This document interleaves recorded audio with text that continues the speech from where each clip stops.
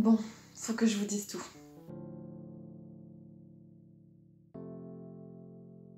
Salut à tous, j'espère que vous allez bien. Je vais vous expliquer comment s'est terminé mon road trip, plutôt que prévu. C'est aussi la première fois que je me montre en face cam pour vous raconter ce périple. Je vais vous l'illustrer à travers des images, des vidéos que j'ai quand même pu conserver, on va dire, vous allez tout comprendre. C'est parti.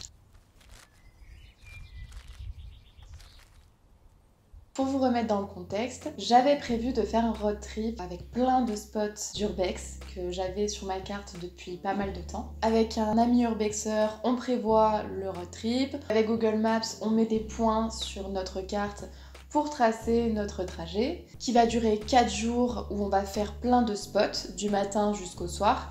Et le 5e jour, je rentrerai chez moi sur Clermont-Ferrand. Le dimanche soir, mon ami arrive, on fait un spot qui est proche, on va dire, de l'endroit où j'habite. C'est un fail. Juste avant, j'avais eu un ami urbexer qui me disait « T'inquiète pas, le portail sera ouvert, il suffit juste de rentrer tout simplement. » L'accès était super simple pour rentrer sur le lieu, j'avais pas besoin d'escalader, j'avais pas besoin de prévoir quoi que ce soit, normalement tout devait bien se passer. Le jour J, on arrive, et là, le portail est fermé. On regarde quand même, on voit qu'en face, il y a des lumières, c'est assez éclairé, donc on se dit non, on va pas tenter, on va s'arrêter là, on rebrousse chemin et puis on se dit on va se coucher, demain on part pour notre road trip, on a encore plein de spots qui nous attendent, on va s'éclater, ça va être génial.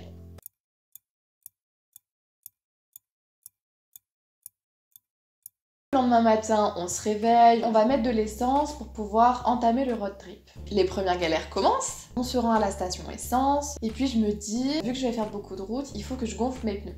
Je me rends au gonfleur juste à côté de la station-service, je gonfle mes pneus, et qu'est-ce qui se passe? Le petit bouchon qu'on dévisse pour rentrer le tuyau et gonfler le pneu tombe dans la jante.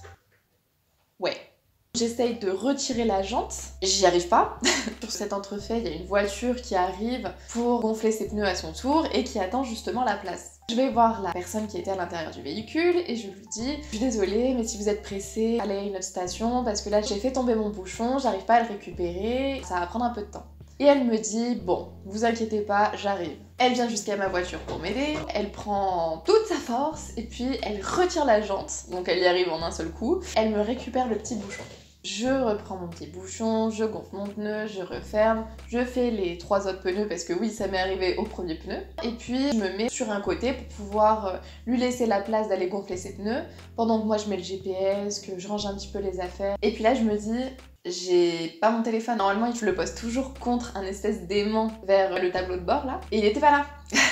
Et je me dis, qu'est-ce que j'ai fait de mon téléphone? Je retourne à la caisse, là où j'ai payé l'essence, rien du tout. Je retourne là où il y avait les pistolets pour mettre de l'essence, rien du tout. Je retourne vers le gonfleur, rien du tout. Je me dis, mais c'est pas possible. À chaque fois que je fais un road trip, il se passe quelque chose.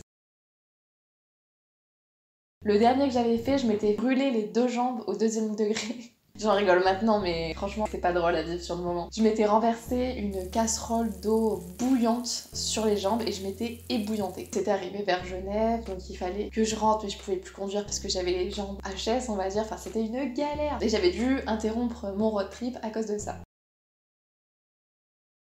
Je cherche partout et puis là la fille super sympa, elle me dit ouais vous voulez que je vous appelle, donnez-moi votre numéro, je vais vous faire sonner. Elle me fait sonner et puis là, qu'est-ce que je remarque? Mon téléphone qui était posé sur le capot avec le flash juste en dessous. J'aurais pris la route et j'aurais roulé un peu trop vite. Le téléphone il aurait valdingué comme ça. Je récupère mon téléphone, je remercie la personne, on s'en va. Et puis là, je me dis, waouh, ça casse. C'était le matin, il faisait environ -1000. Il faut que je mette une veste, j'ai froid. Et puis là, pas de veste. Je retourne chez moi pour voir si j'avais pas oublié ma veste. Je descends de ma voiture. Je vois que ma veste est dans ma voiture. Donc déjà, avant que le road trip commence, il se passe tout ça. Donc vous êtes pas prêts pour pendant le road trip. On démarre enfin ce fameux road trip par un premier spot qui est une piscine mais magnifique. On fait notre explo, on prend nos photos, on prend nos vidéos, ça se passe très bien. Et puis à un moment donné, il y avait un petit trou dans la coque de la piscine et il y avait des buissons derrière, enfin de la végétation quoi, vu que c'est abandonné. Et puis là on entend éternuer. juste derrière un buisson. On se regarde avec mon ami et on se dit va falloir qu'on se taille vite. On range tout notre matériel, on s'en va. Et là, on tombe clairement sur un mec de la ville en train de tailler des buissons.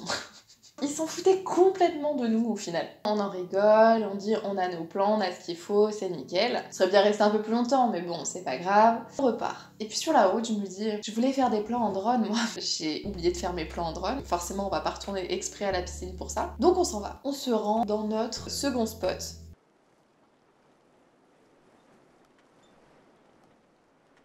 On rentre dedans, on se rend compte qu'il est en travaux de rénovation parce qu'on voit des sacs de ciment, plein de matériaux et on se dit bah c'est un fail quoi, il faut qu'on fasse demi-tour et on poursuit à notre troisième spot.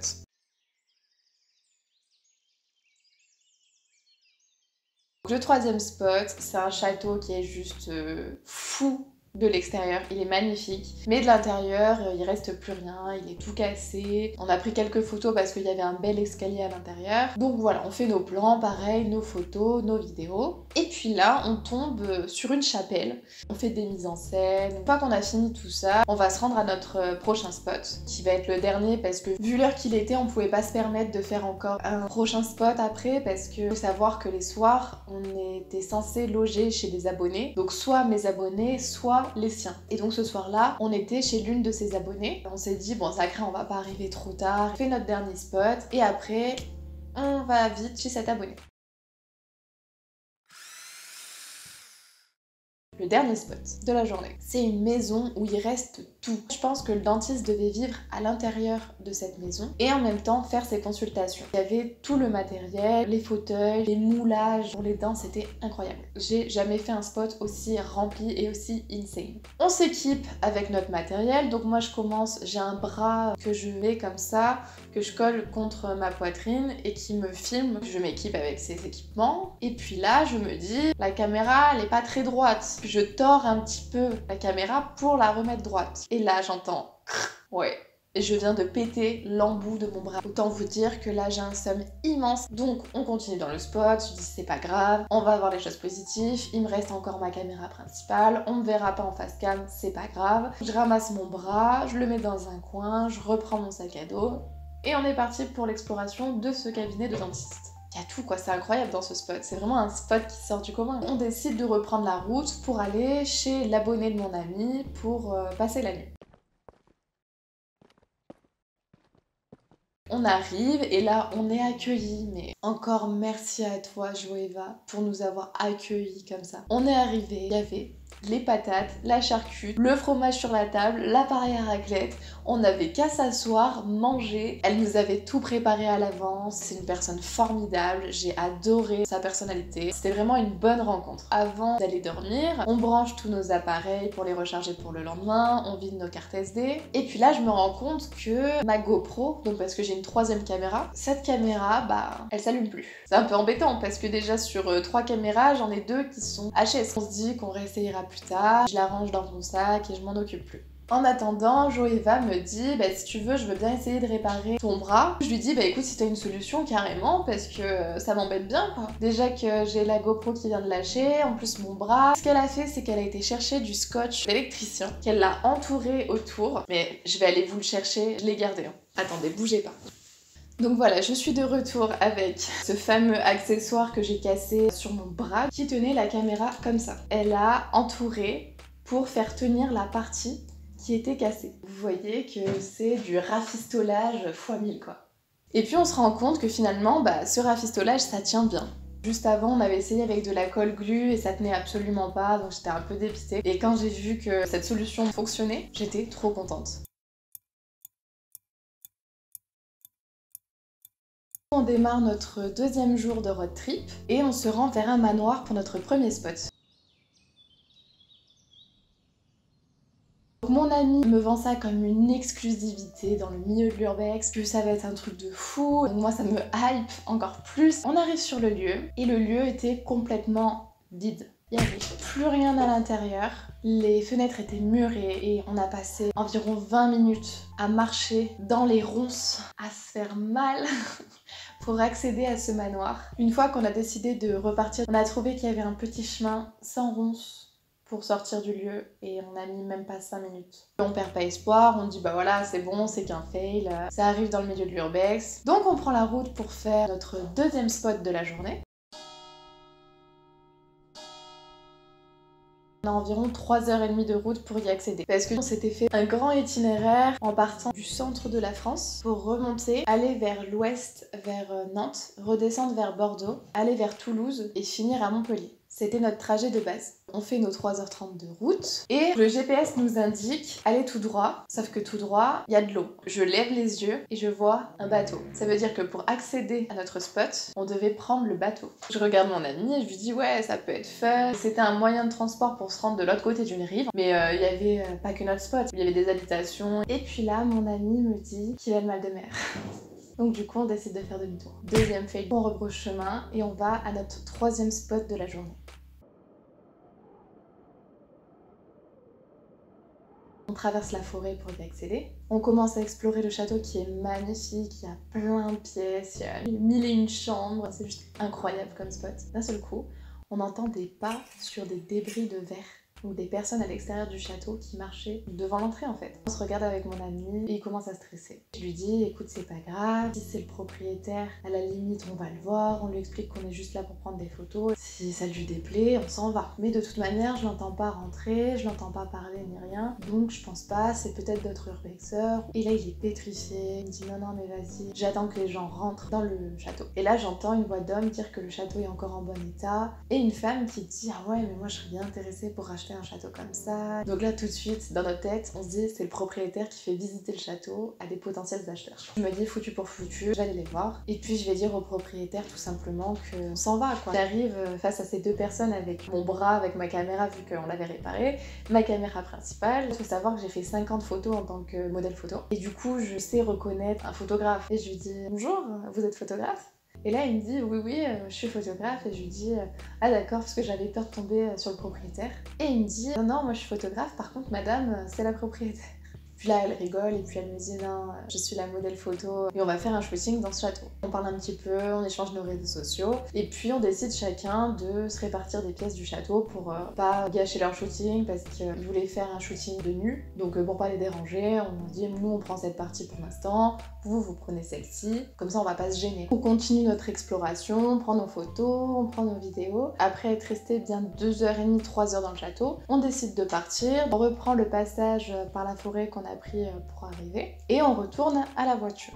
Et puis là on se sent mais alors vidé de toute énergie, on était crevés. On se pose dans la voiture, on mange un petit bout, on parle, on reprend pas la route tout de suite. Au bout de 5 minutes, on voit la voiture du photographe avec sa modèle repartir et nous on reste sur place, on n'était pas dans la propriété privée, on était vraiment garés en dehors. On avait les portes ouvertes et puis là on voit une voiture monter avec une femme à l'intérieur et la voiture s'arrête à côté de nous. Et la femme nous dit bonjour, vous venez d'où, vous faites quoi ici? On lui dit bah là on fait une petite pause parce qu'on est crevé, on n'arrête pas de faire de la route depuis hier, on est en road trip. Je lui dis mais vous voulez que je décale ma voiture, si elle gêne ou quoi je peux me décaler, il y a pas de souci. Elle me dit non c'est pas du tout votre voiture qui gêne, c'est juste que il y a des personnes qui s'amusent à squatter notre château, ça nous embête un petit peu. Je vous souhaite bon voyage, finissez bien votre road trip, enfin voilà, super bienveillance. Sur ce temps de refait, on se met à rigoler avec mon ami. Parce qu'en fait, le château qu'on venait de faire, c'était le sien. Là, il vivait dans ce château, et ce château-là, il le laissait complètement à l'abandon, en fait. Suite à ça, on reprend notre petit périple, et on se rend dans notre 4e spot, qui est un manoir. C'est vraiment un très beau manoir où il reste encore plein de choses, les chambres n'ont pas bougé. Cette exploration était folle. On est trop contents, on prend nos plans, on fait nos vidéos, on prend nos photos. Je fais même un live sur ce lieu sur Instagram parce que j'étais juste trop contente d'être tombée sur un lieu comme ça. Et on se dit, on aimerait bien faire un spot urbex de nuit parce qu'on y va toujours la journée pour prendre des jolies photos et on s'est dit, allez pourquoi pas cette fois on se fait un spot la nuit pour le délire, pour se faire peur. On prend la route pour aller vers notre 5e et dernier spot de la journée. On arrive au couvent, déjà de nuit c'est ultra glauque comme endroit. On prend des photos de la façade et puis mon ami me dit qu'il veut faire quelques plans avec ma caméra qui a un grand angle parce que lui avait oublié son grand angle chez lui. Je lui passe ma caméra et je lui dis surtout prends-en soin. Il me dit oui, t'inquiète pas. Je lui donne la caméra. Une fois qu'on a pris la façade, moi je retourne vers la voiture. Il y a une espèce d'entrée comme ça avec un portail ici et là il y a un petit passage pour rentrer dans le lieu. Nous on avait mis la voiture comme ça. Et donc moi je me suis accoudée sur le portail, j'éclairais mon ami avec ma lampe torche, j'avais mon téléphone dans l'autre main et du coup j'avais posé la caméra sur le capot de ma voiture. Vous sentez la connerie arriver, hein. Mon ami me dit tu veux pas venir avec moi, on va faire le tour. Moi je lui dis je suis fatiguée, on a encore de la route pour aller jusqu'au Airbnb puisque du coup ce soir-là on n'avait pas trouvé d'abonnés pour nous héberger sur cette zone-là. On a loué un logement en Airbnb.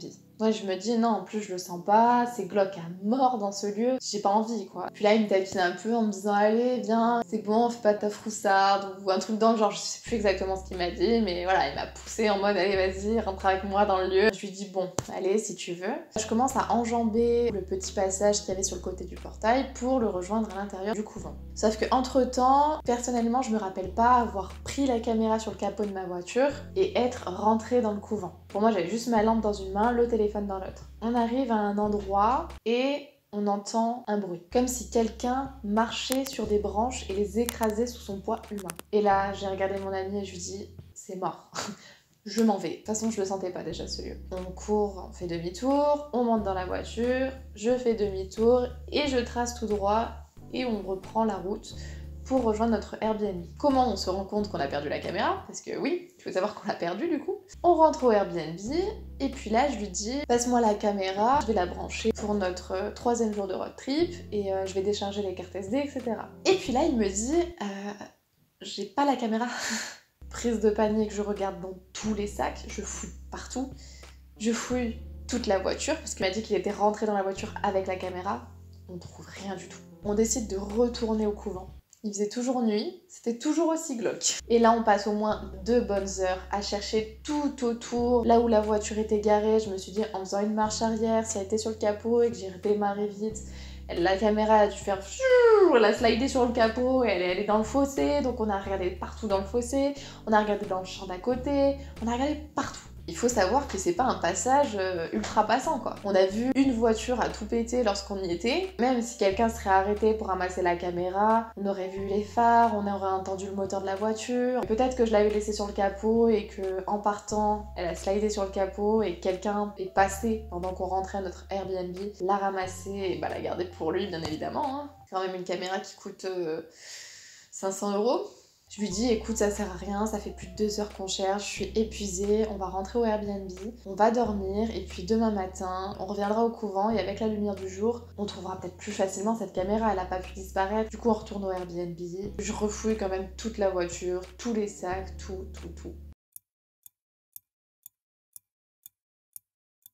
Le lendemain matin on se réveille, on va au couvent, on y passe je crois plus de 3 heures, voire 3h30 à tout retourner. On a retourné tout le couvent sans déconner. Et on trouve rien. Juste avant d'arriver, on a vu une voiture sortir du lieu et partir. On s'est dit, ça se trouve, il y a un gardien, il y a quelqu'un qui vit ici, on va aller voir, on va demander au voisinage. Je vais toquer chez les gens et je leur demande si une personne habite dans ce couvent. Une voisine me dit, alors oui, il y a un gardien qui s'occupe de ce couvent. Je vais essayer de voir si j'ai pas son numéro de téléphone pour vous le donner. Elle rentre chez elle, elle fouille tous ses papiers. Au bout de 5 bonnes minutes, elle me dit, voici le numéro de téléphone du gardien. Je note le numéro sur mon téléphone, je l'appelle directement. Il répond pas. Je me dis, on réessayera donc 15 minutes, une demi-heure, parce que ça se trouve il est occupé. En attendant, on va dans la voiture, on réfléchit, on se demande où est-ce que cette caméra peut être, parce qu'elle s'est pas volatilisée quoi. Je décide de rappeler le gardien. Je tombe sur lui, je lui explique la situation, il me dit bah écoutez je garde votre numéro de téléphone mais j'ai rien trouvé. Au cas où je la retrouve, je vous appelle immédiatement, il n'y a pas de souci. Là très clairement, on a épuisé le stock de solutions, il n'y a plus rien à faire. On reprend la route pour rentrer. Et là, pas d'internet, pas de réseau. Donc je me retrouve dans un village, sur une route, où je n'ai absolument Pas d'itinéraire en fait pour continuer. Il faut savoir que j'ai un sens d'orientation de merde. Ce que j'ai fait, c'est que j'ai tourné à droite, j'ai tourné à gauche. J'ai essayé de me rapprocher le plus possible d'une ville pour pouvoir capter internet, pour pouvoir reprendre vraiment ma direction. Ouais, ça a bien duré 10 minutes, un quart d'heure. Puis là, je me dis bingo, on retrouve internet, c'est bon, je mets ma route, bam. Et mon ami reçoit un appel de la part d'un membre de sa famille, lui annonçant le décès d'une personne de sa famille. Là, on se dit, ça commence à faire beaucoup, hein. Mon bras qui se pète, ma GoPro qui refuse de s'allumer, je perds ma caméra principale. Sur mes 3 caméras, les 3 ont eu quelque chose. Cette histoire de décès, ouais, on va peut-être rentrer, là, ça fait un peu beaucoup comme problème. On décide de reprendre la route, forcément dans la plus grande des tristesses après avoir appris cette nouvelle. On essaye quand même de rester à un minimum positif pour nous dire que c'est des choses qui arrivent autour de nous. Il nous est pas arrivé quelque chose de physique à nous, on s'est pas brûlé les jambes comme j'ai pu faire lors de mon précédent road trip, on s'est pas cassé quelque chose, on n'est pas tombé. On essaye de voir le positif en quelque sorte. Je regarde le GPS et je vois que je suis à 3 heures de chez moi pour rentrer. Et si je décide de ramener mon ami chez lui, je dois mettre 11 heures. Je lui dis tout bonnement que ça serait cool qu'il trouve un blablacar sur le chemin. Donc il cherche des blablacars, il en trouve un, sauf que la personne lui répond pas. Donc du coup il annule sa demande, il essaye d'en retrouver d'autres. Il en trouve un qui va l'accepter. Je le laisse à l'endroit où le blablacar devait le prendre et je continue ma route pour rentrer chez moi. Le soir, il me dit que personne n'a pu l'héberger à l'endroit où le blablacar l'a déposé, parce qu'il l'a pas déposé dans sa ville, mais dans une ville qui se trouve à 2-3 heures de celle où il habite, et où normalement il avait de la famille qui pouvait l'héberger, mais ça n'a pas pu se faire. Il faut savoir que l'abonnée chez qui on devait dormir ce soir-là habitait dans cette ville. Elle a tout bonnement accepté de l'héberger pour cette nuit-là. Il a pu par la suite reprendre un blablacar le lendemain pour rentrer dans sa ville. On a eu quelques galères qui ont fait que moi j'étais dégoûtée, j'avais vraiment pas le cœur à reprendre des explorations. Je poste sur Instagram une story en disant que j'ai perdu ma caméra. Si quelqu'un la retrouve, ça serait sympa qu'il me notifie. Je laisse un peu faire les choses.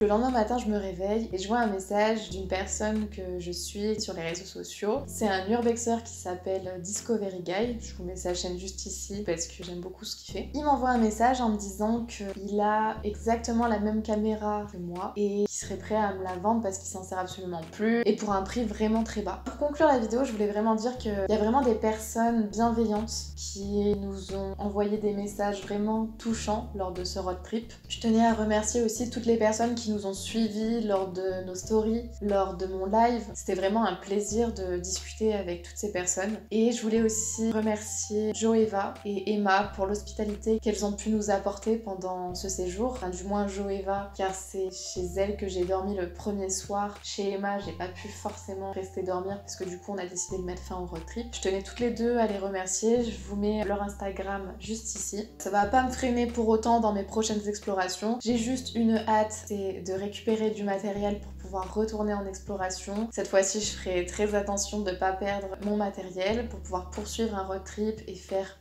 plein de spots incroyables pour ensuite vous les montrer sur les réseaux sociaux. Cette expérience m'a permis aussi de voir qu'il y avait beaucoup de personnes bienveillantes autour de nous. J'ai eu beaucoup de personnes qui ont partagé ma story disant que j'avais perdu ma caméra, si quelqu'un l'a retrouvée, qui me contacte. Vraiment, c'était très gentil de votre part et je tenais vraiment à vous remercier pour ça. Vous savez tout concernant ce road trip qui s'est terminé plus tôt que prévu. En tout cas, n'hésitez pas à me dire dans quelle ville vous êtes. Si je refais un road trip, je pourrais éventuellement passer dans ces villes-là pour pouvoir faire des explorations avec vous, ce qui serait un grand plaisir pour moi parce que j'adore rencontrer des personnes incroyables comme les personnes que j'ai pu rencontrer lors de ce road trip. N'hésitez pas à me dire ce que vous en avez pensé dans l'espace commentaire juste ici, à vous abonner, à liker la vidéo si elle vous a plu, vous pouvez aussi la partager. Prenez soin de vous pour toutes les explorations que vous pourrez faire par la suite. Il peut nous arriver n'importe quoi, c'est pour ça que je recommande toujours de ne jamais y aller seul et de toujours prendre quelqu'un avec soi pour faire des explorations. Je vous dis à bientôt, bye!